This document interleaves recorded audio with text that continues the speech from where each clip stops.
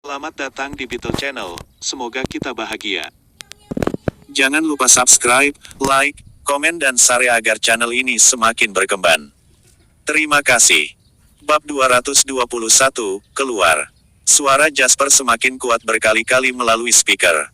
Mark, yang sudah bingung dengan hati nurani yang bersalah bergidik, dia sangat takut sehingga dia jatuh kembali ke kursinya di bawah pengawasan semua orang. Sejumlah orang di tempat kejadian terkikik ketika melihat penampilan Mark yang kebingungan. Ekspresi Joseph berubah tak sedap dipandang. Manajer tingkat menengah dan artis-artis itu melihat putranya sendiri, Mark, tetapi para petinggi perusahaan terus mengawasi Joseph.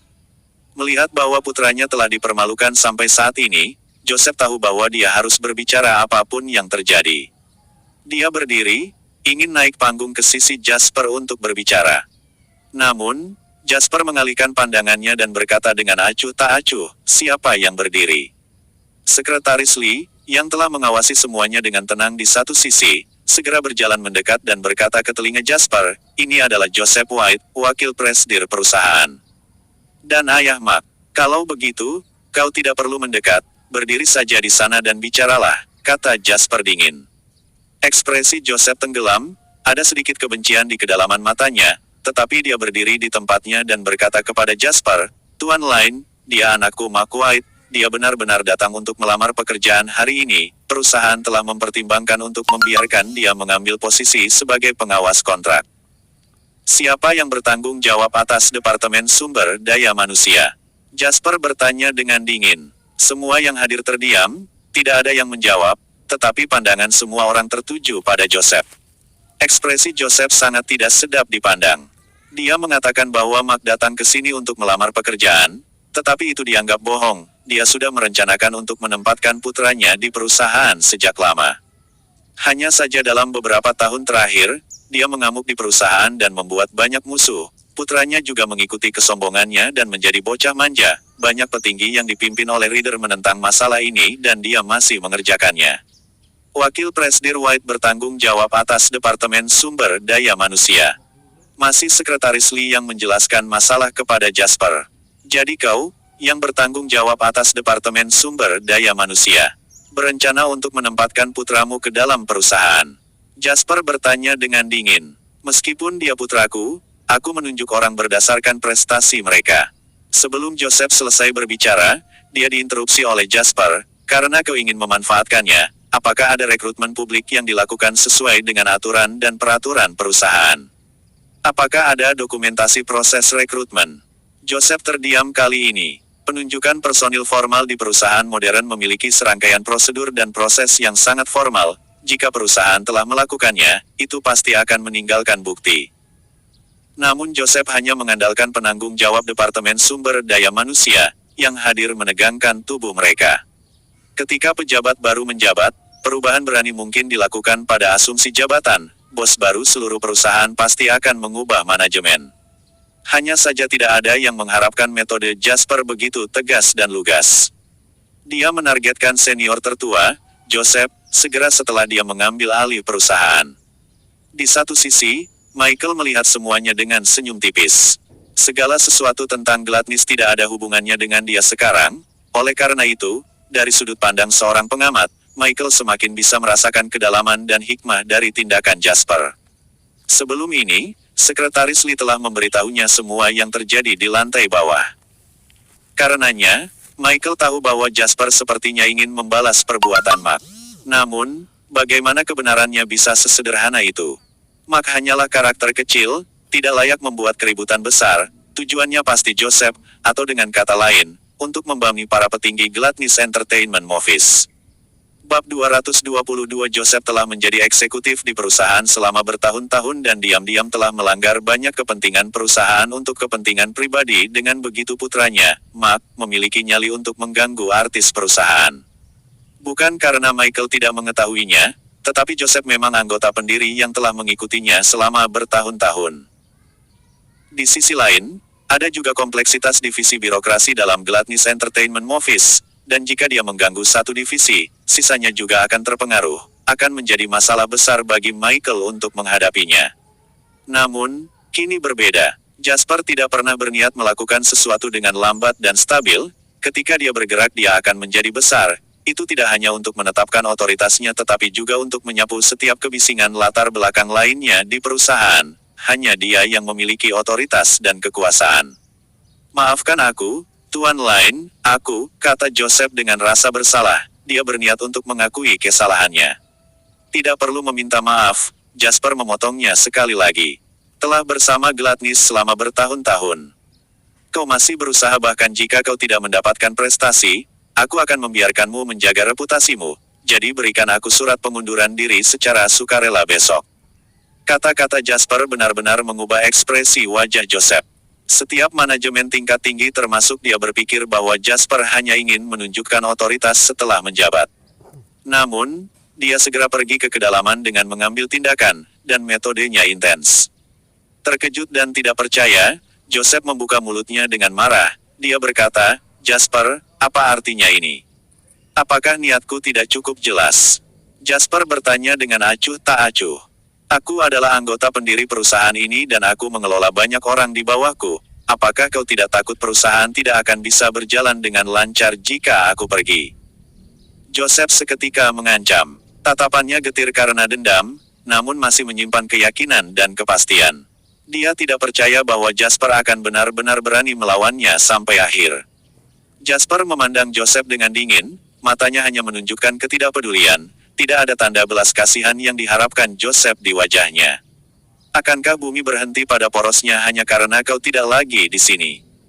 Jasper berkata dengan dingin, pergilah sekarang dan aku akan melihat siapa beberapa apel busuk yang akan mengikutimu saat kau pergi. Aku akan dengan tulus berterima kasih karena telah menghemat waktu dalam menyaingi dan menyingkirkan beberapa lagi.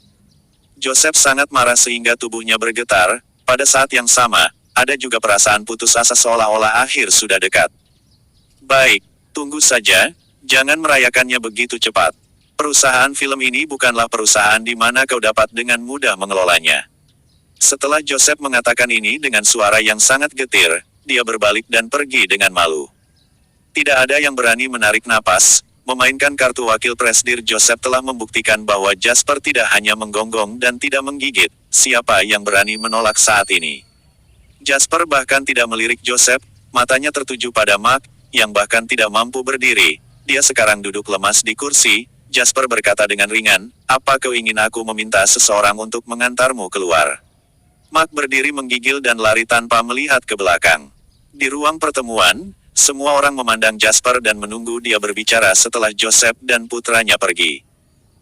Aku tidak peduli bagaimana perusahaan itu sebelumnya, tetapi sekarang setelah aku mendapatkannya, kalian semua akan melakukan segala sesuatu sesuai dengan aturanku.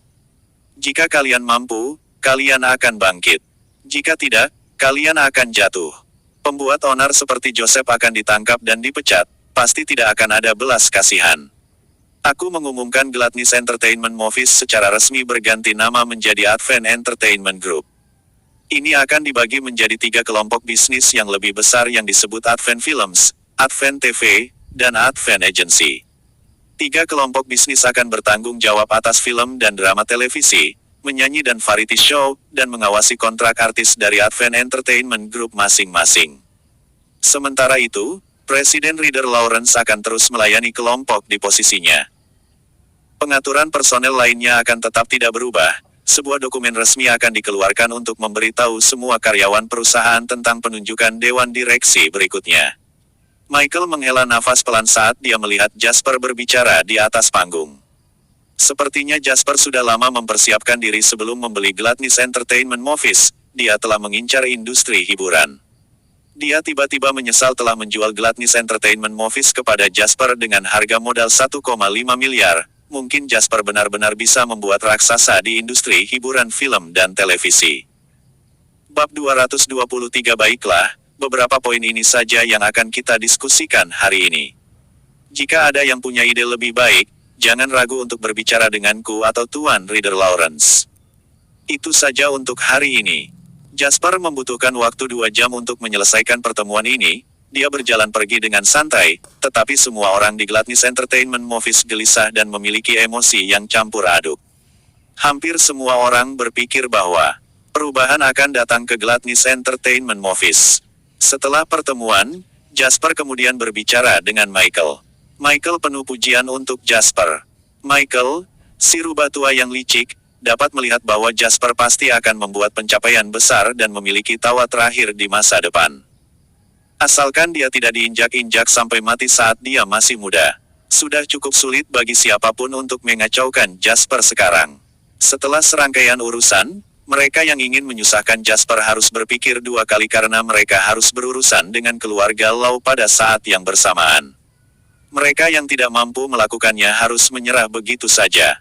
Oleh karena itu, Michael sangat bersahabat dengan Jasper karena dengan begitu dia mungkin memiliki kesempatan untuk bekerja dengannya di masa depan dan menghasilkan banyak uang. Terlebih lagi, 5 miliar dolar Somer yang diperoleh Jasper untuknya sekarang tergeletak di pasar saham. Ketika ekonomi kota Harbor sedikit pulih, dia akan segera menariknya.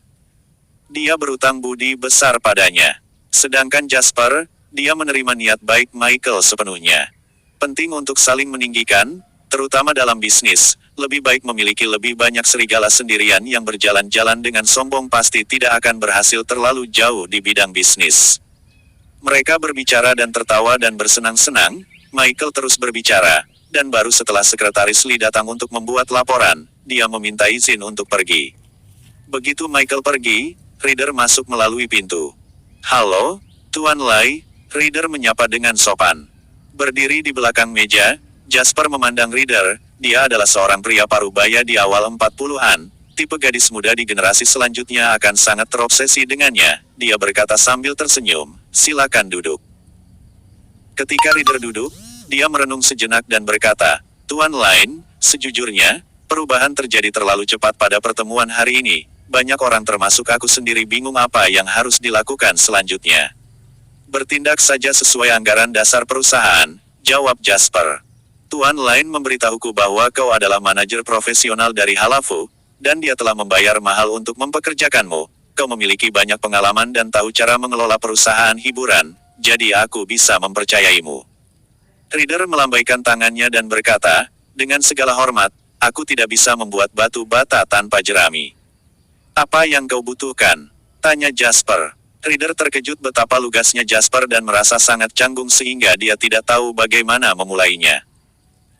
"Jika kau kekurangan uang, maka aku akan terus menyuntikkan 300 juta dolar Somer ke dalam Advent Entertainment Group. Habiskan uangnya terlebih dahulu dan kemudian nilai efeknya setelah dibelanjakan. Jika kau kekurangan tenaga kerja, pergilah ke perusahaan penyaluran dan pekerjakan talenta dari sana. Jika kau kekurangan kekuatan, kau adalah presidir perusahaan, aku akan segera kembali ke daratan, jadi aku bisa mendelegasikan banyak kekuasaan kepadamu. Aku bisa memberimu otoritas penuh." Jasper bersandar di kursi eksekutif dan menatap Reader sambil tersenyum. Reader memandang Jasper yang tampak tenang saat dia membuat klaim berani itu. Selama lebih dari 20 tahun dia berkecimpung di industri ini, dia belum pernah bertemu bos seperti dia yang melakukan hal-hal yang sangat berbeda. Siapa yang main-main seperti itu segera setelah mengakuisisi sebuah perusahaan? Advent Entertainment Group tampak seperti mainan baginya. Advent Entertainment Group adalah bagian penting dalam ranah bisnisku. Aku tidak akan mentolerir kesalahan apapun, dan karena itu aku ingin sekali berhasil. Kita tidak punya banyak waktu lagi, aku dapat memberikan apa yang kau inginkan, tetapi aku ingin melihat Advent Entertainment Group yang kuat dalam jangka waktu sesingkat mungkin. Reader menatap tajam ke arah Jasper, dia tahu bahwa Jasper serius tentang hal ini. Bab 224 namun, semakin banyak yang dia terima, semakin berat bebannya. Reader tahu bahwa Jasper tidak akan memberikan begitu banyak kekuatan tanpa alasan. "Apa syarat darimu?" tanya Reader. "Aku ingin Advent Entertainment Group memproduksi 5 film dengan box office lebih dari 1 miliar dolar Somer dalam 2 tahun, membawa setidaknya 3 selebriti tingkat fenomena menjadi terkenal, dan menggandakan skala aset." Jasper menyatakan permintaannya dan berkata sambil tersenyum, "Selain hak yang aku sebutkan di atas, kau juga bisa mendapatkan 10% dari saham perusahaan. Jika kau bisa mencapainya, maka kekayaan bersih akan tumbuh lebih dari 100 juta. Jika kau tidak bisa, maka aku harus mencari orang lain." Reader menarik napas dalam-dalam, berdiri, dan berkata, "Aku bersedia mencoba." Jasper tertawa, lalu berdiri dan menjabat tangan Reader sambil berkata, "Aku pria yang santai, aku tidak akan mengganggu urusan sehari-hari perusahaan. Aku fokus pada hasil, bukan proses. Aku tidak memperlakukan bawahan sebagai pekerja, dan aku lebih suka menggunakan kerja sama untuk mendefinisikan hubungan atasan-bawahan. Jika semua orang berkinerja baik, maka kita akan menghasilkan banyak uang bersama. Jika tidak, maka aku akan bekerja dengan orang lain. Reader juga tertawa, berkata, sejujurnya Tuan Lain, aku memang berencana untuk mengundurkan diri dan bergabung dengan perusahaan baru. Aku juga berbicara dengan beberapa jasa perekru, tapi sekarang aku pikir ini akan menjadi pengalaman baru bekerja denganmu. Jasper tertawa dan berkata, mari kita bersinar bersama. Mari kita bersinar bersama. Reader mengangguk. Setelah Reader pergi, Jasper merenung sangat lama di kantor. Jasper tidak memiliki kandidat yang lebih baik dari Reader sekarang, maka dia hanya bisa mencobanya dan mempekerjakannya. Jasper juga tidak berbohong sebelumnya, jika Reader melakukan pekerjaan dengan baik, maka dia akan memberinya semua manfaat yang dinyatakan sebelumnya, jika tidak maka Reader harus berkemas dan pergi. Jasper tidak menjalankan amal, dia mengakuisisi Gladness Entertainment Movies seharga 1,5 miliar dan menyuntikkan 300 juta lagi setelah itu. Totalnya 1,8 miliar, dia harus melihat hasilnya. Dia akan dapat mengetahui apakah Reader berkinerja baik atau tidak hanya dalam waktu beberapa bulan. Menurut Jasper, tidak sulit mendirikan perusahaan hiburan yang fenomenal jika mengingat lagu-lagu, serial TV, bahkan variety show yang akan viral di masa depan. Namun, Jasper tidak bisa hanya duduk diam dan tinggal di perusahaan hiburan hanya melakukan satu hal. Tujuannya adalah untuk menjadi konsorsium modern sejati, bukan untuk memiliki bisnis yang sukses. Itu akan terlalu membosankan dan tidak cukup besar. Oleh karena itu, meskipun Jasper memiliki tuntutan yang tinggi untuk Reader, dia tidak keberatan menari hal-hal tertentu dari ingatannya untuk membiarkan Reader menerapkannya dalam bisnis jika dia memang berbakat alami. Jika Reader tidak, maka dia akan membiarkannya begitu saja. Sekarang setelah hal-hal yang berkaitan dengan Advent Entertainment Group diselesaikan, tidak akan lama sebelum dia meninggalkan kota Harbor. Memikirkan hal ini, Jasper memanggil Jake Cullen. Setelah bergegas ke Gladness Entertainment Movies, Jake tertegun untuk waktu yang sangat lama setelah mendengar berita bahwa Jasper telah mengakuisisi perusahaan tersebut. Kenapa kau melamun? Ini daftar investasi yang berisi nama-nama saham dan jumlah praotorisasi yang aku ingin kau beli bulan depan. Jasper memberinya daftar yang totalnya mencapai investasi 2 miliar. Beberapa saham dalam daftar tersebut sudah dapat dibeli, tetapi beberapa belum mencapai harga terendah. Sehingga perlu menunggu. Jasper tidak punya waktu untuk menunggu, dan pada saat yang sama, dia tidak ingin membeli dengan harga lebih tinggi dan dimanfaatkan, karena itu disinilah Jake masuk. 2 miliar. Kau memberikannya langsung kepadaku untuk investasi.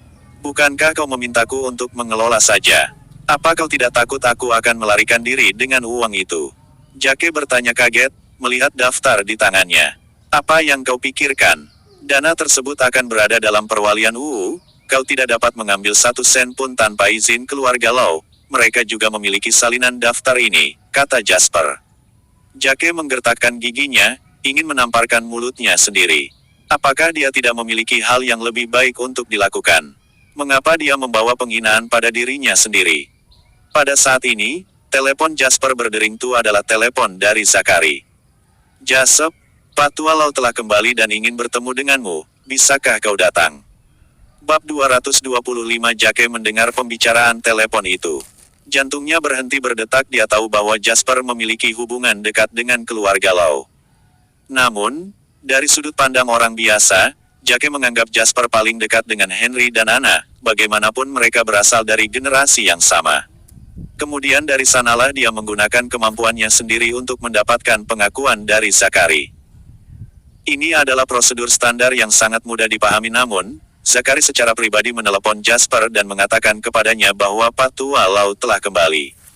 Kemana Patua Lau pergi bukanlah hal yang penting, tetapi hal pertama yang ingin dia lakukan ketika dia pulang adalah bertemu Jasper. Ini berarti banyak hal-hal ini menunjukkan bahwa Jasper tidak hanya seorang tokoh populer di keluarga Lau, tetapi ia juga memainkan peran penting di depan Patua Lau. Berapa banyak orang di kota Harbor hari ini yang bisa bertemu dengan Patua Lau sesuka mereka? Secara negatif, bahkan kepala pemerintahan kota Harbor perlu meminta persetujuan Patua Lau sebelum bertemu dengannya. Patua Lau yang mulia dan bergengsi memiliki identitas yang mengintimidasi. Dia terkenal dan terhormat bahkan di daratan. Meskipun ia hanya memiliki jabatan nominal, gengsi yang ia kumpulkan selama beberapa dekade sudah cukup untuk membuktikan banyak hal. Aku akan segera ke sana. Sekarang setelah Patualau meminta untuk bertemu dengannya, Jasper tidak berani membuatnya menunggu. Setelah menutup telepon, Jasper menginstruksikan Jacket tentang beberapa hal. Pikiran yang terakhir dipenuhi oleh hubungan antara Jasper dan Patualau, maka dia hanya mengangguk tanpa sadar. Mengapa kau tidak memberitahuku bahwa kau memiliki hubungan yang baik dengan Patualau? Jacket tiba-tiba bertanya, sudahkah kau memberitahuku sebelumnya? Apakah kau pikir aku sangat gila untuk bertindak begitu berani di depanmu?